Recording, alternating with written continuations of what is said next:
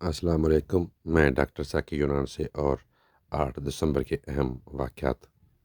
8 دسمبر 2009 کو ملتان میں ISI کے دفتر کے باہر خود کا اجتماع ہوا، جس میں 9 افراد ہلاک ہوئے اور 47 سے زائد زخمی ہو گئے۔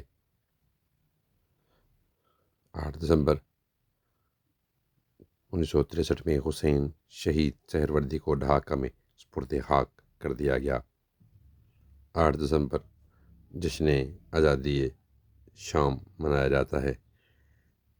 2024 میں 8 دسمبر کو فتح شام یعنی ابو محمد الجولانی نے بشار الاسد کی حکومت کا تختہ الٹ کر تمام عالم اسلام میں خوشی کی لہر دوڑ گئی، جس سے مسلمانوں نے جشن منایا۔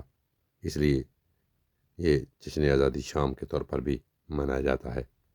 8 دسمبر 1886 میں امریکن فیڈریشن آف لیبر کا قیام عمل میں آیا۔ 8 دسمبر 1941 میں پرل ہاربر پر حملے کے فوراً بعد جاپان نے ہانگ کانگ پر قبضہ کر لیا۔ 8 دسمبر 1941 میں جنگ عظیم دوم میں چین نے جاپان کے خلاف اعلان جنگ کر دیا۔ 8 دسمبر 1966 میں امریکہ اور روس کے درمیان خلا میں نیوکلیئر ہتھیار استعمال نہ کرنے کا معاہدہ طے پایا۔ 8 دسمبر کے حوالے سے یہی معلومات تھیں۔ اجازت دیجیے، اپنا بہت سا خیال رکھیں۔ ٹیک کیئر، اللہ حافظ۔